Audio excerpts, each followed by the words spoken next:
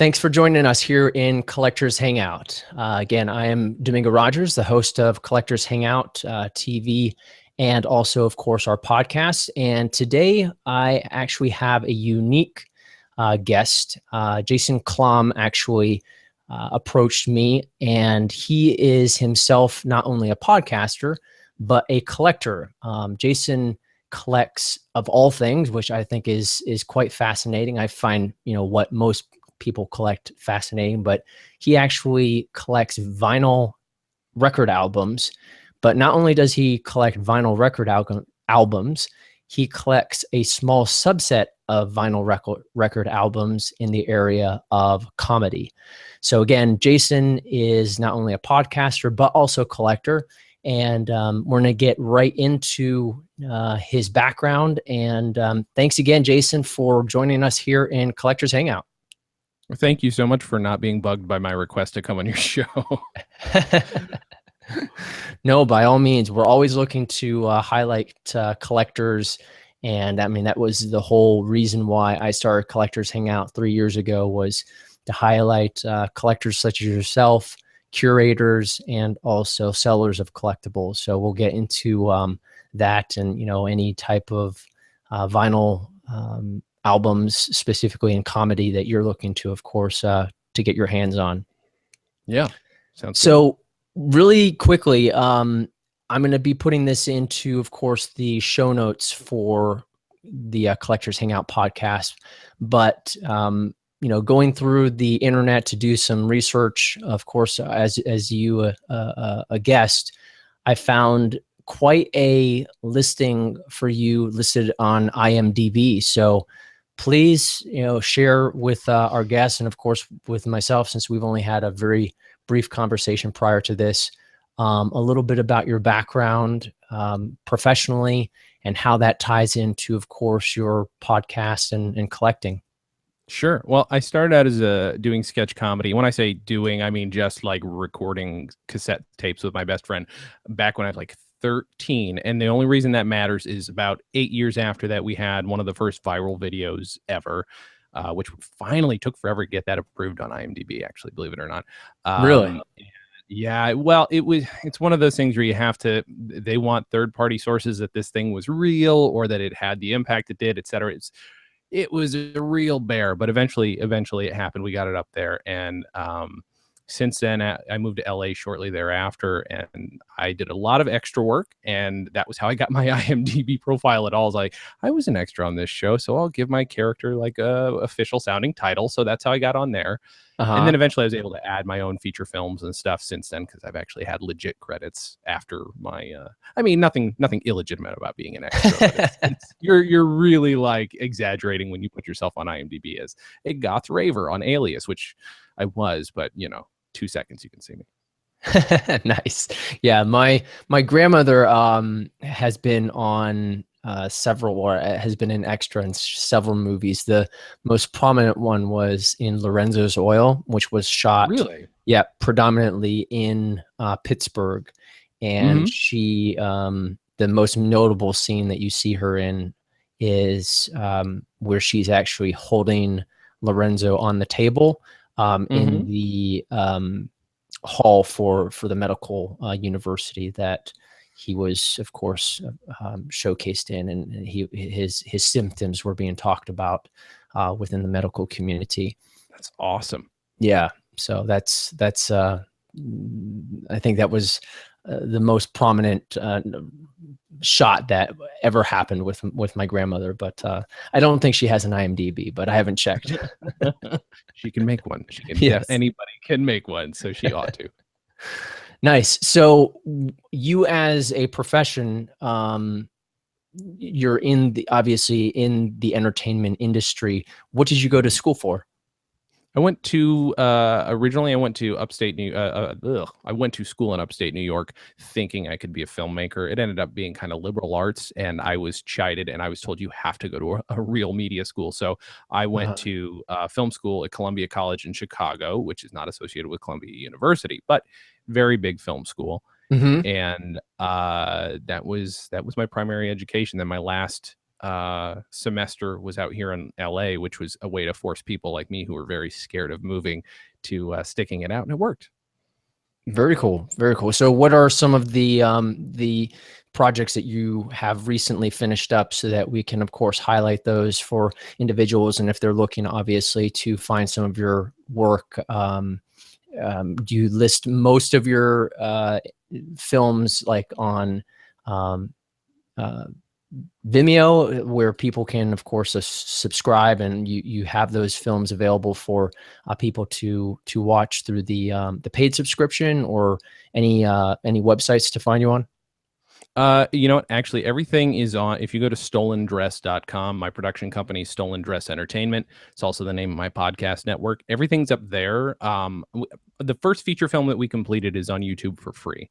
Okay. That's partially because it took us 8 years to make, and it kind of shows. It's kind of a really rough movie, but I wanted to finish it and get it out there. But I do have a movie coming up called Lords of Soaptown. It's a documentary about the history of a sport called freestyle walking and of soap shoes. If you know what soap shoes are, you'll know that it's a very strange documentary, but that's coming out on DVD in the next few months, maybe end of this year, beginning of next year. And then my third feature film is a sequel to my first. It's called Looking Forward 2016. And right now, if you go to stolendress.com, you can see it's coming out one blog at a time throughout all of 2016. So starting in March, we did, we just started character blogs. And at this point, we're in June or July now. We're at almost 6 hours of footage, just of these 20 some different characters. Just sort of, that's how the plot plays out, is through these different blogs. Yes, excellent. So do you actually write most of the work that you put out in terms of in films, or do you work with screenwriters to help with the creative process? I write my own stuff. These are Looking Forward and its sequel, Looking Forward 2016, are both improv. So I write out these. Sure.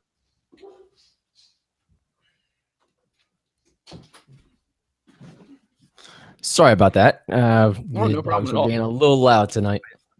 I know how that goes.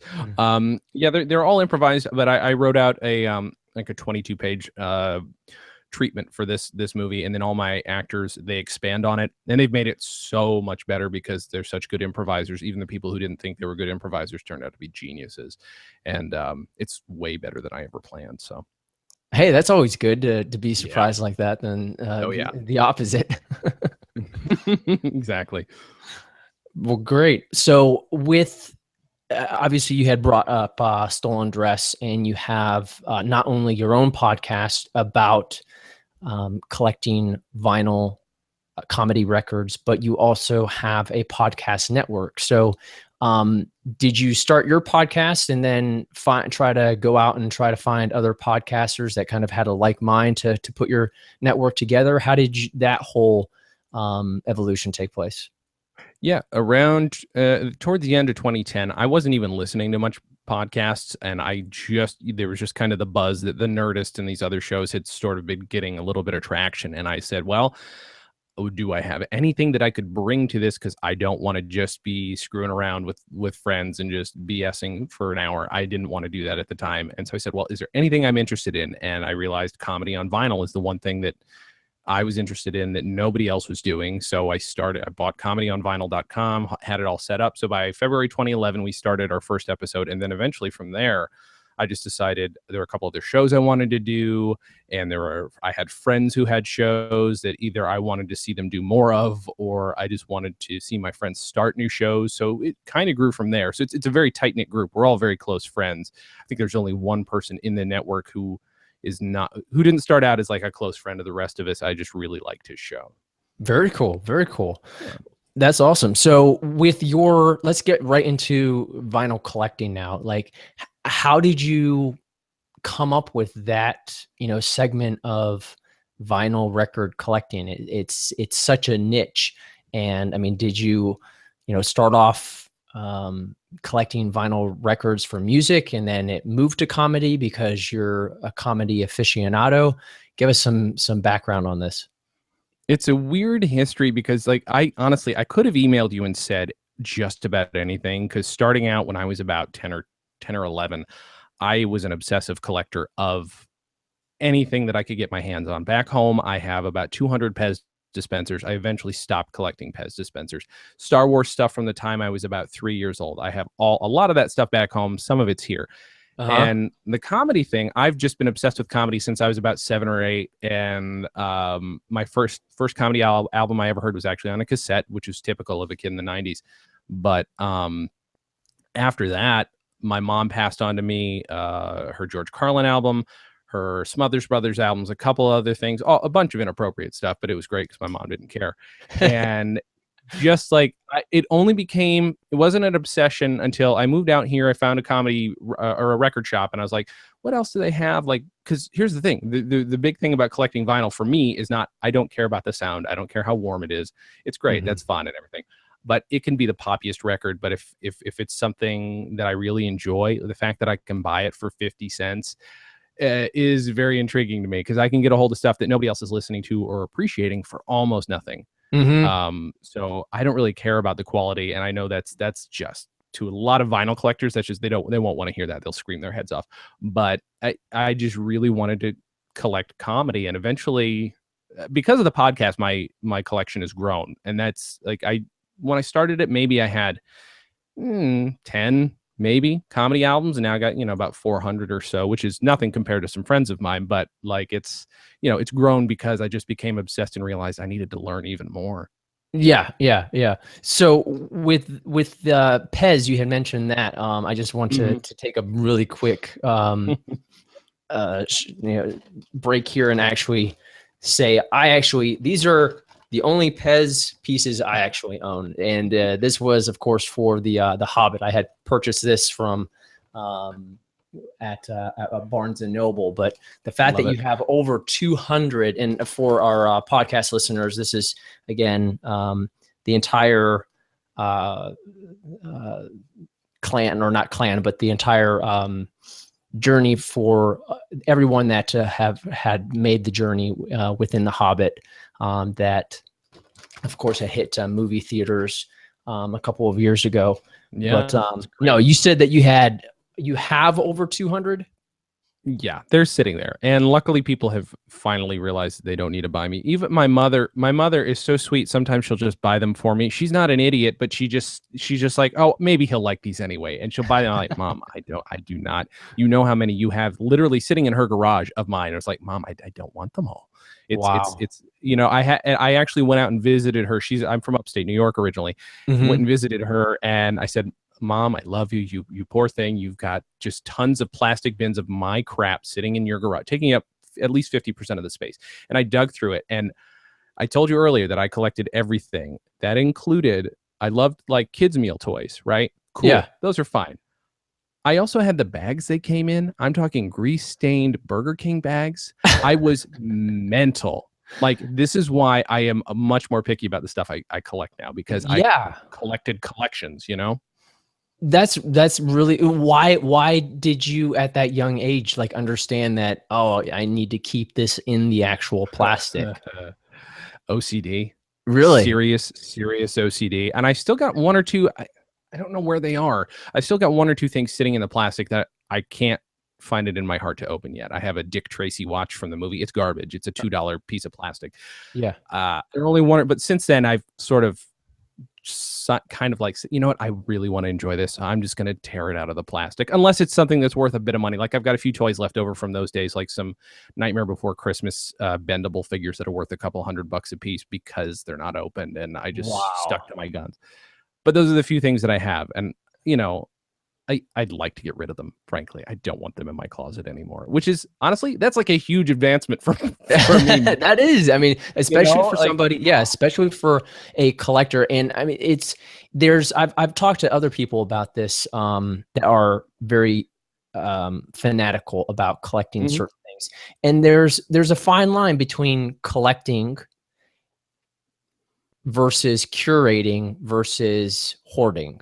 And there's that where if you're just like collecting everything, then it becomes obviously hoarding. But you're on the OCD side of being a true collector of things that you really appreciate, and you're understanding, okay, well, it makes sense to liquidate liquidate, the majority of this collection so that you can, of course, collect things that now mean more important, have more importance to you than, things that don't, that you've of course collected in the past. So, Exactly. yeah, I mean, I don't know how many podcasts that you've listened to that we've done, but I do know. Yeah, 2 or 3. Okay, perfect. Well, I do know that there's people that collect 80s toys, and there's they're not looking at furthering their collection too much in general 80s toys like fast food, but yeah, I mean, I have not found anyone that has collected fast food toys or anything, so you're the first on that. That's funny. Yeah, it used to be a thing, man, and I was obsessed with those. I mean, you're now making me think of all the crap I still am keeping. Like, I'm just like, oh god, yeah, because I go to estate sales out here in LA. Like estate sales, I live in Burbank, and like the people who are passing away have all this mid-century stuff, and I collect old photos, old cameras, any kind of. I love old electronics, and it's still a burden, but the vinyls. The vinyl's pretty. It's really heavy, but it's pretty, and some of it's rare, and that's kind of fun. Mm-hmm. Well, and I'm sure that because it's such a niche too, people don't understand necessarily the significance of an album that it might have to a collector like yourself, because it is something that's like, I mean, unless it's signed by somebody that is really well known, I'm sure that it's probably easier to get your hands on a lot of things that you find collectible than, something that might have been in the music area, the music arena. Definitely. At that time. Yeah. Yeah. And I have vinyl music, but I'm the same way. If I'm buying somebody else vinyl, I will look and make sure it's in good shape. But for me, I have no standards. Yeah. So I just don't care. So when it comes to vinyl comedy, what are most of your criteria? Because we're obviously going to get into some of the pieces that have more importance to you. But starting off, like now, what is your main criteria as you look, within these album stores and go to estate sales? What jumps out at you is like, I got to have this album. I try to be a lot more discerning than I used to be, because originally it started out I wasn't making such great money when I did the podcast, and I, just in the other work that I'm doing for a living. And so I was very picky, and I was just like, because albums where I went were $2, $3, $4 a piece, because I didn't know about the 50-cent bins at these places. And so I buy them, be very careful, and like, oh, I've never heard of this. I'll try this and try this. And eventually it got to a point where, lucky me, I lucked into starting to make a bit more money. But then the obsession became get as much as you can. Now my criteria is A, have I heard of this before? B, have I always wanted it and never sucked it up to buy it? Or C, is this just no, it was A. The big thing is, have I ever heard of this before? And I prefer not having ever heard of it. If it's very rare or just very unusual, I will buy it, provided it's reasonable, because I don't like to spend a ton of money on records, because it just doesn't make a lot of sense to me. Yeah, I mean, obviously, they degrade every time you listen to them. So, speaking of technology, I know that how long a record lasts has a lot to do with the record player also. So did you end up, if you don't mind me asking, purchasing a nice record player to retain the audio quality, however poor it might be?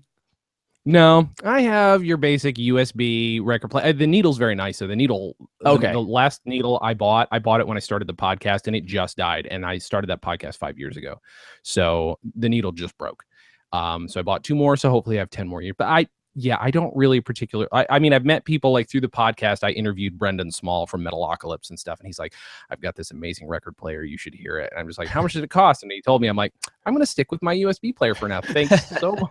Because like, I get it. And he's a musician. So like the quality to him, everything. And it should, for me, there are a few albums I have that I know probably sound beautiful on the right stereo. But for the most part, it's like, I want to be able to just sit down with the record, take my time. And, a few scratches and pops will just add to the atmosphere. Yeah, yeah. So with these records that you're getting, I mean, how many have you looked at that have actually been digitized, whether they're available for, legitimate or illegitimate downloads? That's a funny thing because there are a lot of nerds like me on YouTube, and thank goodness for them because there are times when I've got the album.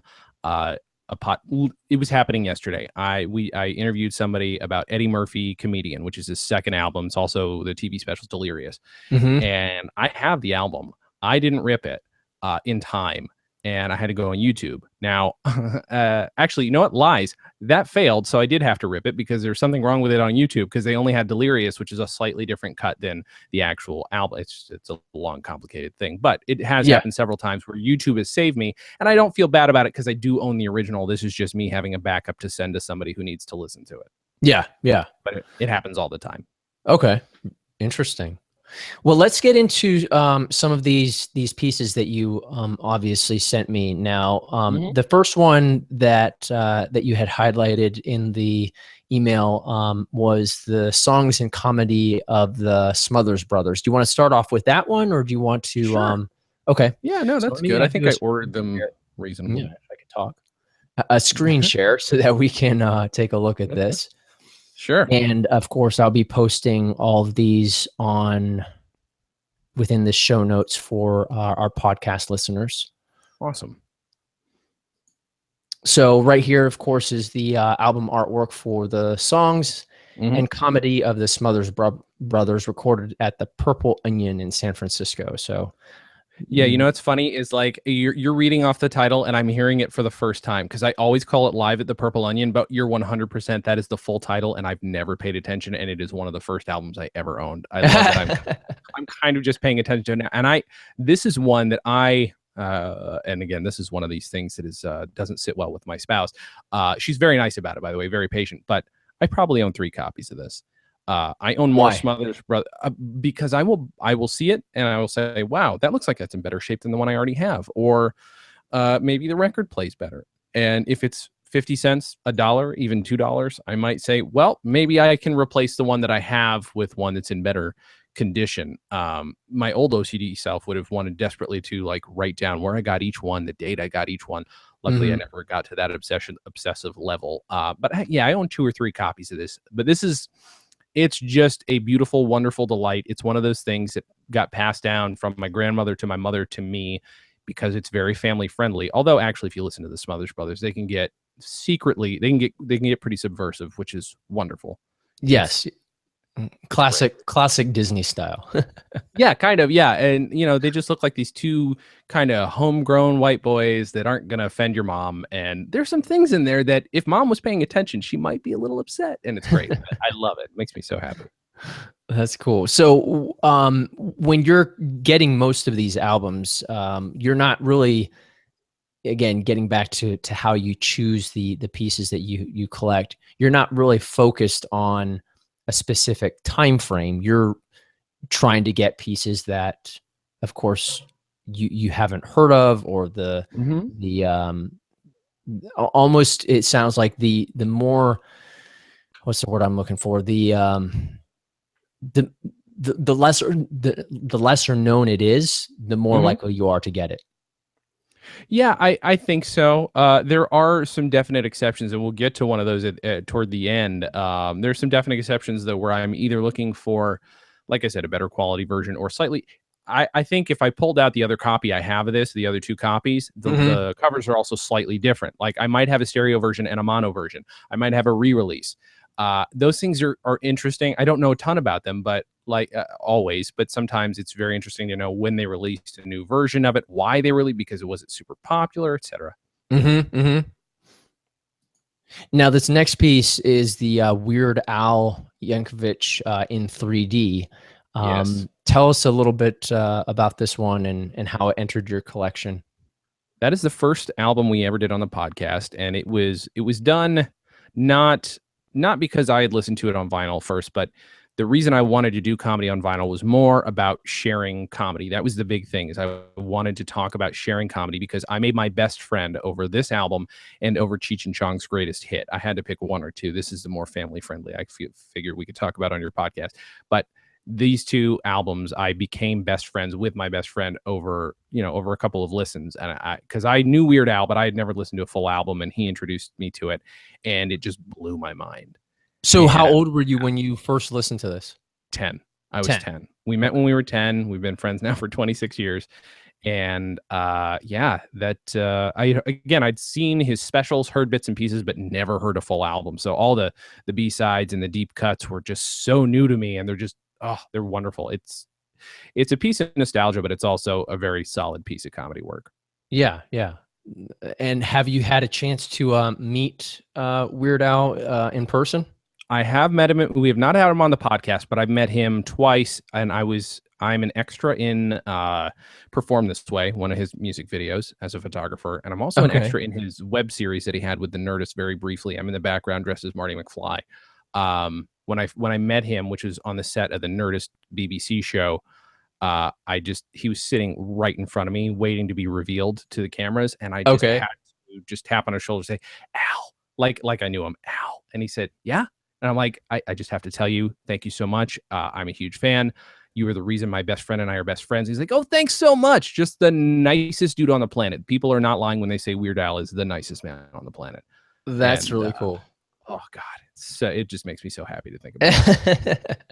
Yeah, I had a friend that had gone to one of his. He and his wife went to one of Weird Al's shows out here in the Raleigh-Durham area of North Carolina, and he had a blast, and they went on stage and met him, and everything. So it was. Oh, that's wonderful. I've heard he's a real hoot to be able to meet in person and to even hang out outside of just the comedy circuit that he's known for as well. Yeah, and I will say this, he's a very patient man, because I've been asking for him to be on my podcast for 5 years, and he's never been mean about it. So.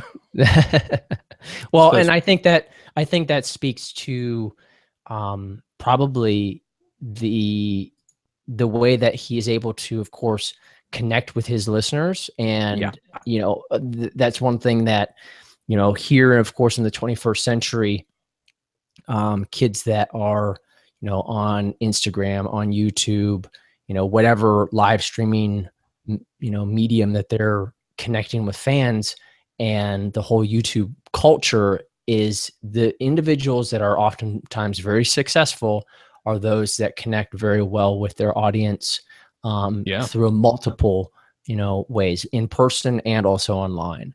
And I think Weird Al is from everything I've heard, was doing that, before the internet took off, and he's doing it now. And the big thing too is that the man has never missed a beat in terms of technology, in terms of music. If he did, he would be career-wise dead. He would have no career if he had missed a beat, and he doesn't miss a beat, and so he's doing brilliantly well. He's always been relevant, even in the times when people weren't paying attention to him. He's been relevant this whole time, and that's what's wonderful. Yeah. Well, cool. Let me go ahead and bring up the screen share here again, and we can talk about the First Family. Yeah. So this album it looks like it was shot, right in front of the White House, but I'm guessing that that was before Photoshop, but with a little bit of editing that the Van Meters did. So it says Bob Booker and Earl Dowd present the First Family, featuring Von Meter, Earl Dowd, Naomi Broussard, Bob Booker, and Norma. I think what's the last name? I can't see it. McMillan, I think. McMillan. Okay. Yeah. All names, by the way, that most people aren't. I mean, even me, I'm barely familiar with. And I own a ton of Bob Booker and Earl Dowd albums. This was their first big one. When I say big one, this was the biggest album in the country at the time. Okay. And it is one of the best selling albums of all time. And that is very evident if I go to estate sales. It's to the point where almost every estate sale I go to, there's a copy of The First Family. Whenever I go to my favorite record shop here in Burbank, Atomic Records, and I flip through their 50-cent section, there's always at least one copy. And I come back every few weeks, and there's always a copy. And that's because everybody owned it. And, you know, those people, that generation to whom this was very relevant, they're all dying off. And this is the one album you will see in that photo that I've taken. I made it obvious that I've got more than one copy. I have about 20 copies of it. This is the one obsessive hoarding thing I'm doing. This is the one that upsets my wife the most. And I'm mostly doing it. Originally, I did it out of an impulse. And now I actually do have an art project that I want to do with. Once I've figured out, how many variations of this album do I have? I'll keep one of each. And then the rest of them will be chopped up and turned into an art project that I have an idea for. So when you say different versions, are you talking about the actual recording and the album artwork, or is it the album artwork? Both. The album, the artwork is mostly the same, but I think there are different catalog numbers for re-releases. Sometimes they're printed on distinctly different materials. That's another thing. There may be mono versus stereo versions, but off the top of my head, I don't know if there are any stereo versions of this. People will really eat me up if I get that wrong, so I'm not 100% sure. But there are enough I would say I have at least 4 variations of it, and then I have the 2 sequels that they did, which I'm not sure how they managed to do the second sequel, because one of the reasons this is also very easy to find is it was made not long before President Kennedy was assassinated, which, you know, it ruined Von Meter's career. His story is amazing and fascinating. It's actually one of my favorite episodes we ever did of my podcast, just talking about that. And fascinating story. This guy was a great impressionist. This is a fun album. It parodies a lot of stuff at the time. So if you knew, it's very of its time. So you have to know some of the references for it to really sink in. But for the most part, it's like, I know who Kennedy is. I know the voice. There's a bunch of really funny jokes. And it's one of the best selling of all time. So I've got this minor obsession with owning as many copies as I can of it. Very cool. Well, so let me just go ahead and make sure that I understand this for our podcast listeners and for myself too, because I wanted to have this interview be as organic as possible, and I didn't want to come through with like my own thoughts on the albums or anything like that. So you have done a podcast on all of the albums that we are going to be featuring in your collection tonight. Is that a true statement? Very good question. That is a good question. Let me double check, because I don't know if we haven't covered all these, to be fair. We've covered some of these. Okay. A lot of them, but not all. Okay. Well, definitely let me know what those are, because I would like to, of course, link to those in the show notes for individuals to obviously listen to. And since you will obviously have bits of the album, within your podcast, I think that would be very cool for everyone to listen to. So, so I can tell you the first 3 we definitely have done episodes on. The first 3 we've done so far, we definitely did episodes on all of those. Okay. Awesome. And within this, within Bob Booker and Earl Dowd, so these other individuals that are listed, did they have stand-up, not that to mean this is a pun, but did they have a stand-up comedy profession themselves, or were they really just writing on the coattails of Bob Booker and Earl Dowd? They're mostly voice actors, and I would have to know a little bit more about Bob Booker and Earl Dowd. I mean, I actually plan to I've been researching them for the Comedy on Vinyl book that I'm writing, but I need to get a little more detail on where they originally started. But these are mostly voice actors. There's actually only one voice actor still alive who is on this. He's not listed on the front. His name's Chuck McCann, and I'm trying to get him on the show to talk about working on the album, actually. Okay. And then Von Meter is a well-known comedian outside of what he had done for The First Family? Not at all. Not at all. He was only famous because of the impression, and because of the impression, he couldn't get work after it. He tried. He had different albums and tried to just have his own act, but because obviously it would have been in bad taste to do an impression of a dead president. So this got him famous. It was a quick rise, and then it was a very fast fall once the assassination happened. Very strange. So with most of these comedians that we've obviously covered so far, they had a circuit that they, of course, did their stand-up in or their comedy in.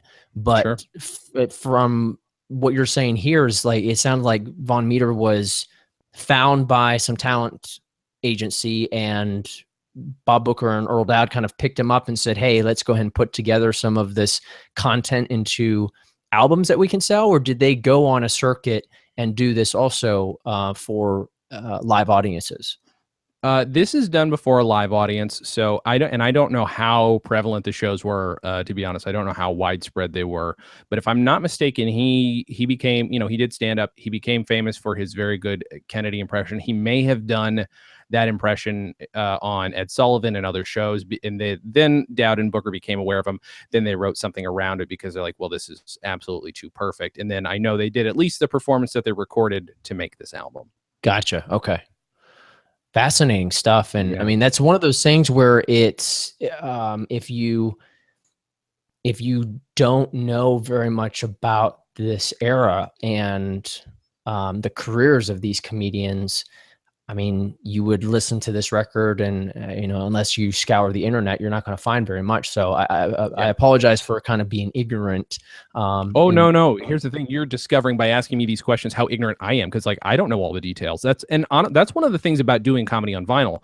That podcast, the worst complaint I ever got was somebody saying, why would you ever say, I don't know on a podcast? Why don't you listen to this podcast? Because this guy knows how to do it. Well, the reason I say I don't know is because I legitimately don't know. And the podcast, I do it to learn things, which I can tell is the same reason you're doing your shows. Like, you want to learn about different people, about different things, different obsessions, all this stuff. So I'm here to learn. If I pretended I was an expert, I would be the biggest jackass on the planet. And the excitement about this podcast is to have somebody like, it can be a little frustrating for a guy like me when people be like, how do you not know who this is? And then I kind of enjoy the conversation that comes from that when they're like, how the hell? Okay, let me get you this album. Like, that kind of stuff happens on the show a lot. Yeah. Where people are they're schooling me, and I'm fine with that. That makes me happy because I'm fine with continuing to learn.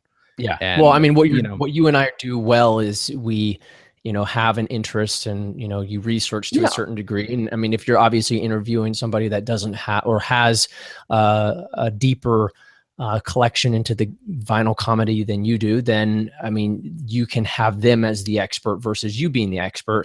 And that's what I do with everything, is because I don't collect, anything. I mean, aside from the stuff that's behind me and the DVDs, that's that type of thing. But no, I have a curiosity. It's I live to really showcase individuals like yourself that know and are passionate about collecting. So I'm glad to hear everything that you're sharing with us, and of course with our audience. So this next one is, I think, pretty special to you because of the fact that it has a signature. So let me go ahead and share this for our viewers. This one is Knockers Up with Rusty Warren. And for our podcast listeners that are not able to see the picture yet, it has a gentleman drinking a cocktail with this beautiful blonde lady, and it looks like they're having a ball of a time. So tell us a little bit about this one. Sure. It should be noted first that the beautiful blonde lady on the cover is not Rusty Warren, oddly enough. This is, I want to say, probably a stock photo, which is weird. Rusty Warren is an adorable lady, actually. So this album, I have other ones that are autographed because sometimes you'll buy an album and it's just been autographed and you'll deal with it. This one was autographed for me because Rusty Warren, who when I met her was in her late 80s, so she's now in her early 90s. She actually had lived in Hawaii for a long time and just happened to be visiting, or at least staying for a period, out in Palm Springs. And I found that out, and I immediately basically drove out to see her and meet her. She was a comedian who most people would not necessarily associate with the feminist movement, because some people misunderstand what being a feminist is sometimes.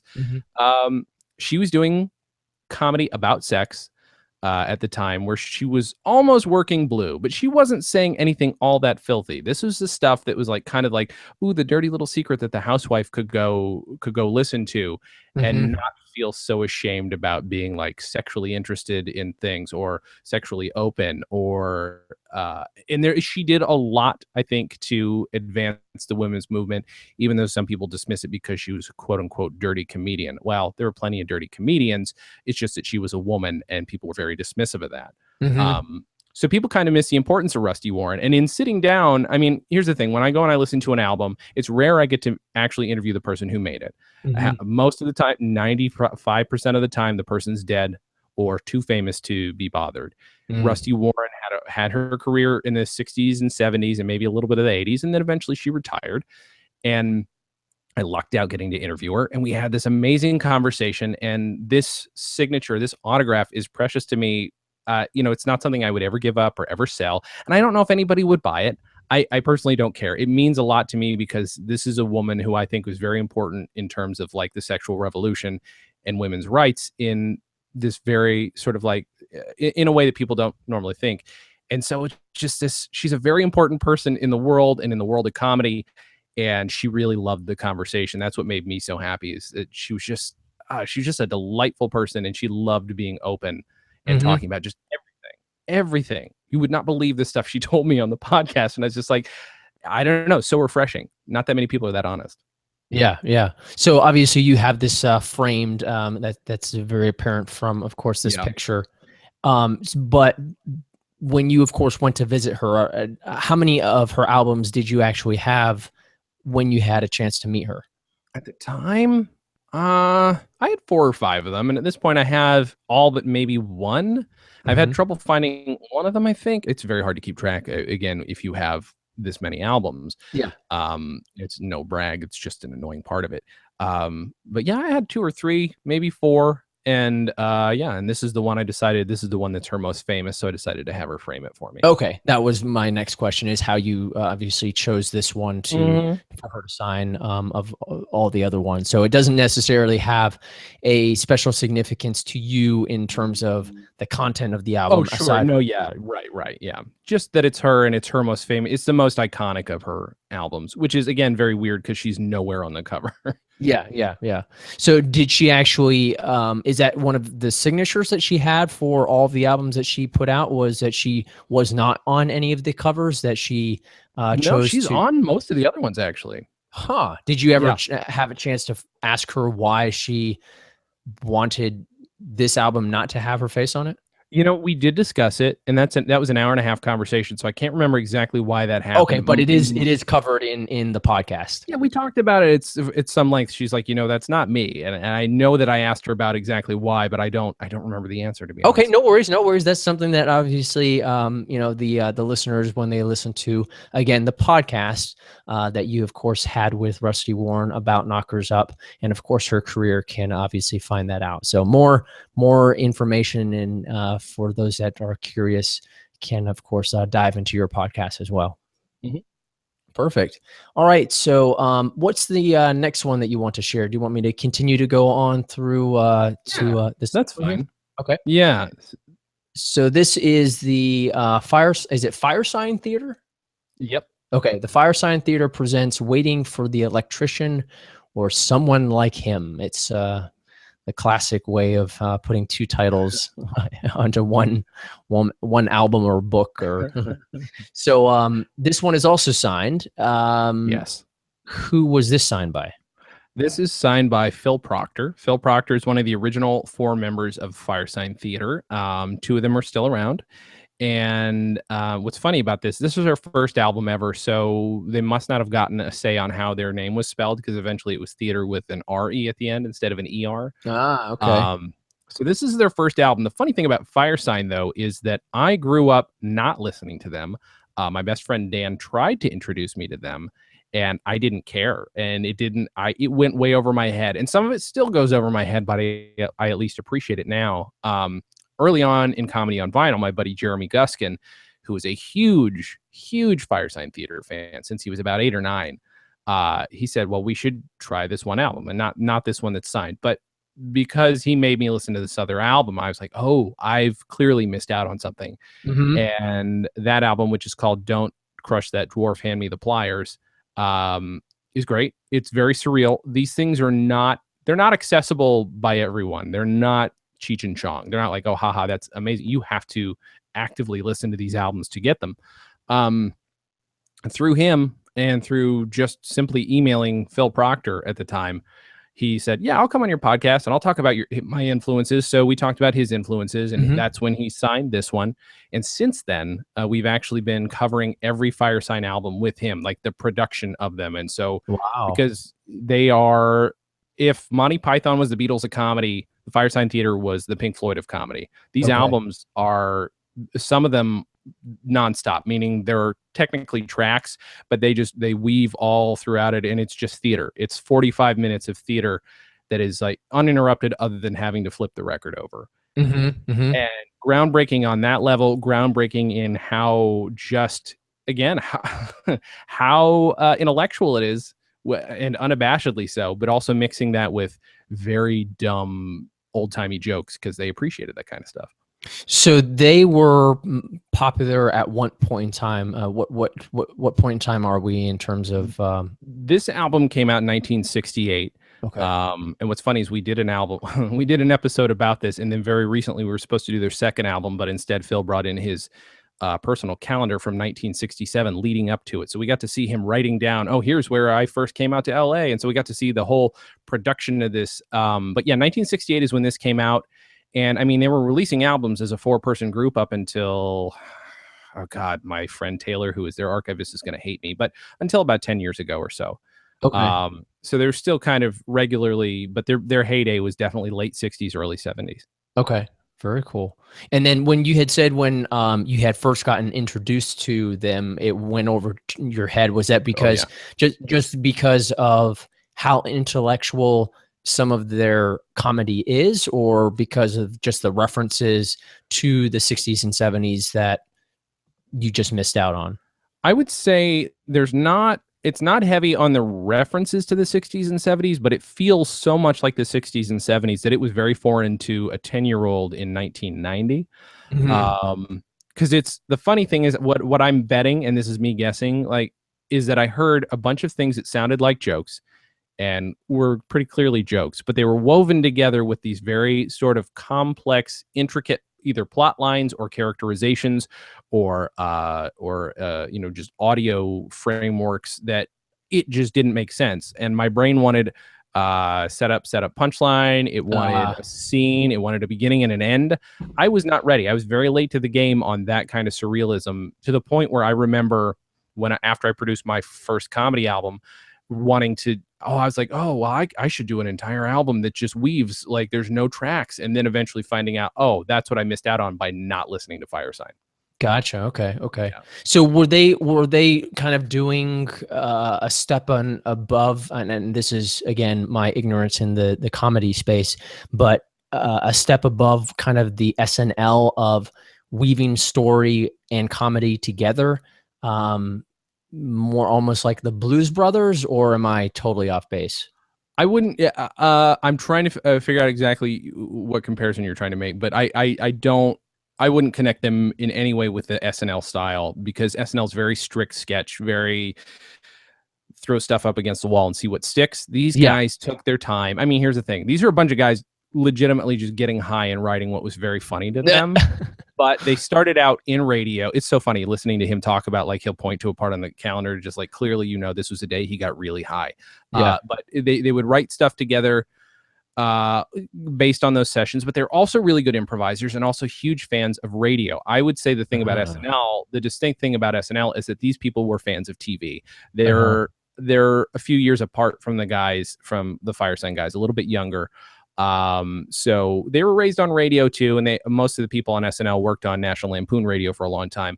But the way Firesign uses radio tricks and radio sounds and music and characterizations it's above and beyond anything anybody ever did, and nobody's done anything like it since. Nobody's been able to. You can't mimic this. I've thought about it and wanted to do it just out of fun.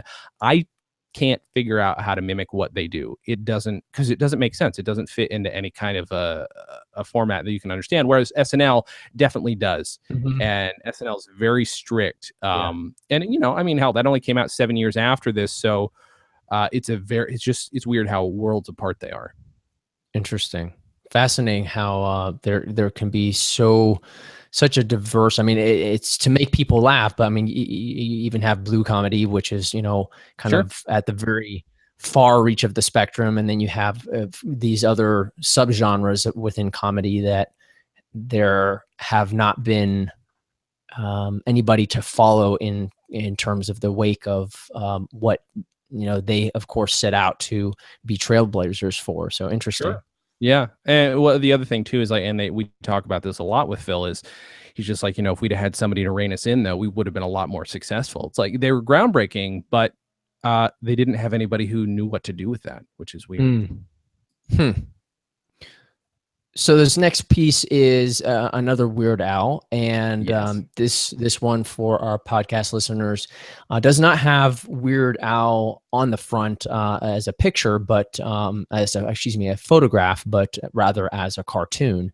And in the classic cartoon of the late 70s or early 80s. So when I saw this artwork, I was like, I love artwork like this. So tell us a little bit about why this is in your collection. Well, I do love the cover. It's very Mad Magazine, and if you do look at every one of these, there's a reference to every song that's on the album. Like it's a very dense picture. The reason I picked this is because, number one, I didn't grow up listening to this, and when I discovered it, I realized there's a lot of stuff that I've missed out on. I mean, now I own every Weird Al album and most of them on vinyl. Which is crazy because now they're releasing this amazing Weird Al box set on vinyl next year for an upsetting amount of money. But I really want it. But this album is cool because I bought it. The label's still on there from Atomic Records for $4. And sometimes, if you're lucky, this is one of the things about vinyl albums, other than physically holding the thing. We talk about that a lot. We try not to get excessively nostalgic, but it is exciting to hold a record in your hands, look at all this art. And inside this was an 8x10 of Weird Al playing accordion. Actually, that there's a cartoon of him playing accordion on here. It's probably based on the photo that comes that only came with it, because I had most of the ones that I have. I'm sorry, I'm going to go all over the place here, but a lot of the albums I have, because I'm in LA and because they're super cheap, they're DJ copies. So sometimes there's a hole punched in the corner or the corner's chopped off, something like that. This one actually doesn't have that, but it clearly had an 8x10 of Weird Al on the inside, and it's great. It's in good shape. I kept that, of course. But the really amazing thing is in there is an 8.5 by 11 sheet from Smothers Brothers Records, which was the very tiny record label he was on at the time, telling you who Weird Al Yankovic is and what kind of music he plays. And it's just this great little snapshot of a world before people knew who the hell Weird Al was. Wow. And it's so cool to just read through it. It's like, Weird Al does this. You think he's this guy, blah, blah, blah. And it's just like, first of all, it's never, you're going to sell him short because there's no way to do him justice, even in one page. But it's so great just to see what it was like in a world before Weird Al, when this guy has had such a massive impact on me and the rest of the world. It's just, I love it. Yeah. I mean, the influence that he has had on pop culture as a whole during his entire career is astounding, and the people that he's influenced in comedy and in music is crazy too. Yeah. But that's the big reason I picked that one, just because, I could have picked, multiple albums that have, great stuff that came with them.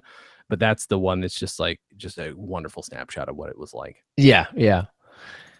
And this next one, you also have framed, but it is not signed. But it is, iconic in its own right. Of course, Groucho Marx, I've Never Kissed an Ugly Woman, 12 Stories in Song.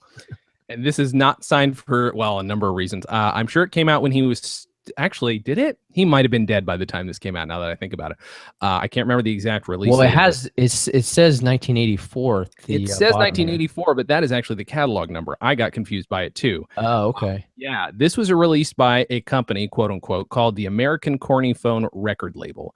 They were a bootleg company, and they would usually, you're bootlegging like, hey, here, let's put together an entire Beatles concert or some B-sides or some stuff you just can't get a hold of. In this case, they bootlegged a bunch of Groucho Marx songs from his movies. Some great stuff is on there. It's not in the best shape because it's a bootleg company. They slap these very smaller than the actual record sleeve pictures on it. I think it's like a 10x10 piece of paper that's on there. And the reason I picked this one is because it's one of the few genuinely rare albums I have. They did these in limited numbers. I've only seen maybe one more of these online. No idea how much it's worth. I don't care. I got it for a very reasonable price.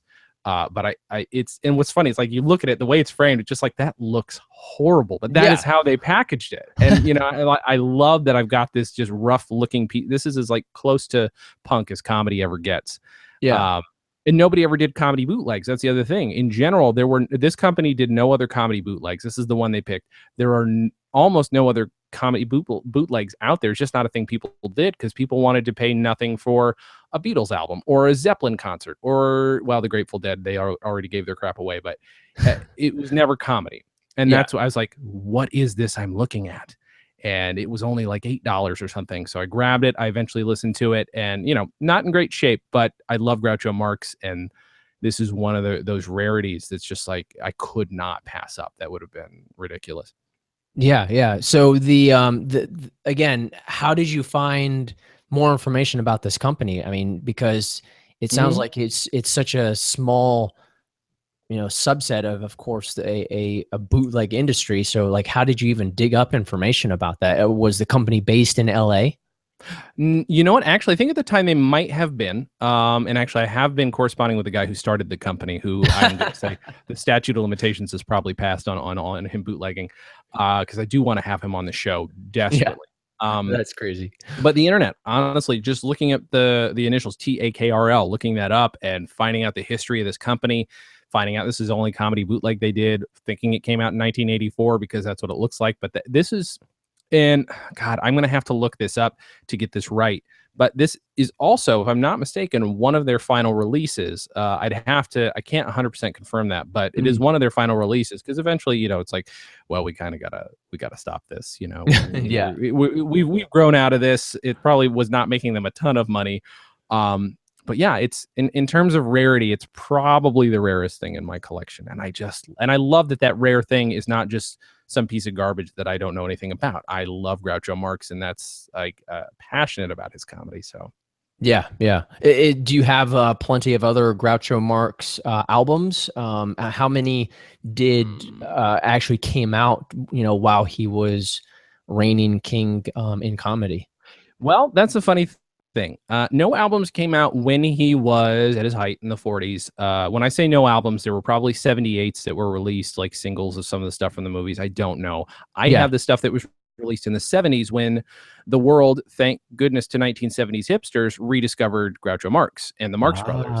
People didn't give a crap. People did not care. And then all of a sudden, he comes back, partially, I think, due to the resurgence, oddly enough, of his game show, You Bet Your Life, which was okay, but it's more fun to watch him riff with people. And people became interested in them, and they started doing screenings of the movies. A friend of mine got to meet him at one of these screenings.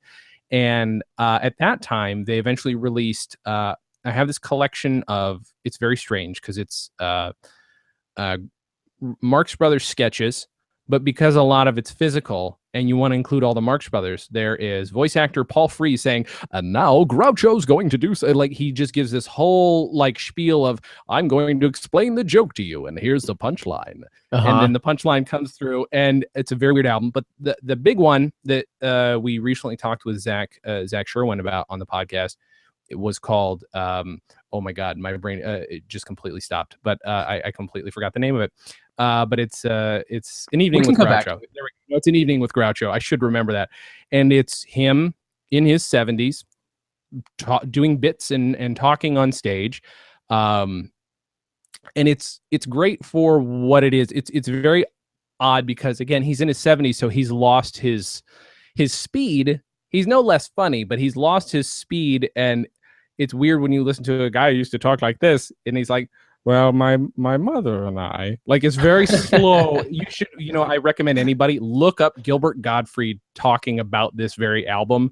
Yeah. He does the greatest impression of Groucho Marx at any period in his life. But those are the two, and I have those. And there are a couple other compilations, but the reason I haven't picked them up is they're as good as having this bootleg. It's just the same kind of recycled stuff, unless you want An Evening with Groucho, which is at least an original thing done for an album, and it's a lot of fun to listen to. Yeah. Well, it's interesting, again, to cover the fact that for when these comedians were obviously in their heyday, didn't necessarily mean that there were full albums being cut of their work at that point in time. Right, Um, exactly. and I would have thought complete opposite. I would have thought that, you know, there would have been people wanting to have, you know, Groucho's work. However, how much you couldn't, of course, appreciate without seeing him acting it out, to be able to have it in album form at that point in time, you know, when he That's a was. really good point. Yeah, and sorry to interrupt, but No, no, that is like one of the things that has always fascinated me that we take for granted now. If I want something that was made, I can get it. yep. TV, radio was not always recorded. Sometimes it was for posterity. You know, same with TV. Early TV sometimes got recorded on film, sometimes didn't. Once videotape happened, yay! But then also a lot of videotape famously got wiped out. We almost lost all of Monty Python due to BBC being cheap. And back in the day, that's what you had, and that's why vinyl comedy became so popular. It's like, well, what else do I have? I don't. Did you guys see that show last night? Yeah, it was great. Did you guys see that show last night? No, I didn't. Well, we'll never see it again because it's never, the reruns weren't a thing at one point, you know. So vinyl comedy was the way you could sit down and share it with people, repeat stuff, prove to somebody that the comedy you were telling them about was real. Mm-hmm. There's so much value to it. And that's why like party albums took off, like Red Fox and Belle Barth, and even to the extent of like Bob Newhart and 2000-Year-Old Man. That stuff worked in person at parties, and that's why it works so well. That's a thing that doesn't exist anymore. You bring people to your house, have dinner, have cocktails, and listen to a comedy album together. And you did it because there was no internet. There was no repeats. It was this very special thing. Yeah, yeah. Now I know that we're at the bottom of the hour, so I want to be respectful of your time. Can we cover these last three that Sure. Okay, perfect. Yeah, absolutely. Okay, so this next one is called New Sides with Shelley Berman. And Yes. I will be honest, I'm not as familiar with this album, but the reason it is very special to me is because, and I do have the one I'm more familiar with is Inside Shelley Berman, which is his first one. And this one was given to me by Shelley Berman's archivist, and this was in Shelley Berman's collection. I mean, this was owned by Shelley Berman himself. He's still around, but I've never gotten to meet him. But his archivist gave me this because he's a very kind man, and I have this, and it's one of the few that that I actually keep in a very good sleeve, and it's in perfect condition because it's very special. Mm-hmm. And so the next one's actually very similar. Yeah, so this was almost like the one that would have been what Shelley had gotten because of the fact that he was, of course, the originator of the content, similar to like music artists getting their own CDs because exactly. So I mean, there's probably a box of them sitting in his garage, but this is one of his, you know, and that's like, oh, that's freaking amazing. Yeah, that is really cool. So nothing specifically about the actual content aside nothing from the specific. fact And I love Shelley Berman, but nothing specific about this album because I'm not as I maybe have heard it once. I've heard his other ones a lot more because they're more popular, more people request to talk about them. Gotcha. And you haven't done a podcast on this one yet? No, we haven't. We should though. We should. I've had his archivist on the show, and he's a great guest, so we need to have him on again. Cool. All right. Let's go on to this next one here. Mm-hmm. All right, so this is the Firesign Theater presents, and again here for our podcast listeners, you had mentioned earlier that the Firesign Theater originally, when they had come out, theater was not spelled with the E at the end, but this one for the Fighting Clowns, side one Reagan, side two Carter, they actually had changed their name with the theater with an E at the end. Exactly. This is a picture disc. It's a 7-inch. It is of their album Fighting Clowns, or just a couple select bits off of it. You can see it's behind shrink wrap. This is another one that this is also given to me from one of the Firesign people's personal collections via their archivist. He was kind enough to give this to me. And obviously I haven't listened to it. I've heard the album, but not this. It's significant because of that, but also because I can put on display that piece of art, which is a clown in a clown-styled army outfit. And this piece of art is very precious to me because it was done by one of my personal heroes of all time, Phil Hartman, because he was a graphic artist before he was an actor. Yes.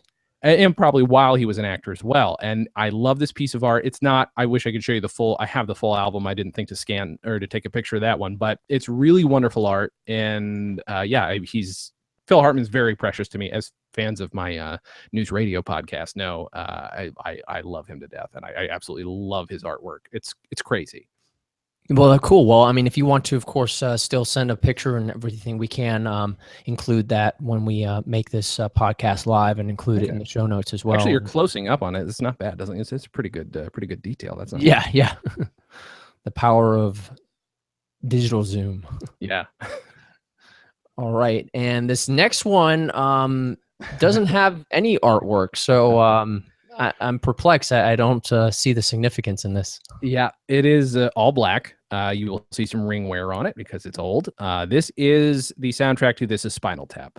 They released their album with nothing on the cover. There's something on the spine, and there's a lot of art on the inside. But the Spinal Tap soundtrack has literally nothing on the front, nothing on the back, just because I'm sure they wanted to confuse record store shoppers.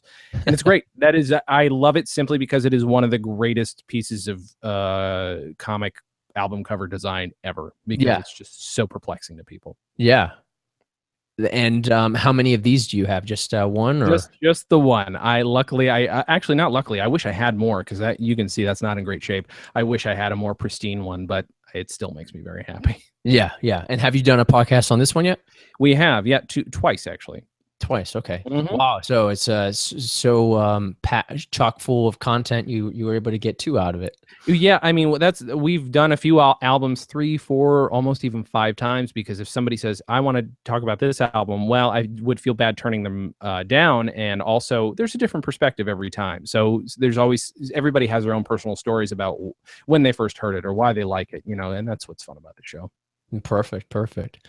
Well, awesome. Well, Jason, again, thank you so much for being here on the show. And for those that are looking to connect with you, how is it best for them to perhaps talk with you about perhaps coming on the show because they themselves collect comedy vinyl, or just want to, of course, be in one of your movies? Yeah. Well, there you go. You can go to comedyonvinyl.com. We're at Comedy on Vinyl everywhere, I think. And if you go to stolendress.com, you can also contact me through there. I think my email is jason@comedyonvinyl.com for that. I'm on Twitter at jklamm, JKLAMM. But yeah, really, stolendress.com is where you can find pretty much everything. Very good. And for all our listeners, I did pronounce Jason's last name incorrectly, and he has a podcast that is going to be coming out at some point covering that mispronunciation. So I'm glad to see that I'm not the only one. You are absolutely not. All right, perfect. Well, awesome. Well, thank you again so much for being on the show. I do have, I want to have one kind of question that I'm going to throw at you, because I like to find out, what people are passionate about in terms of eating.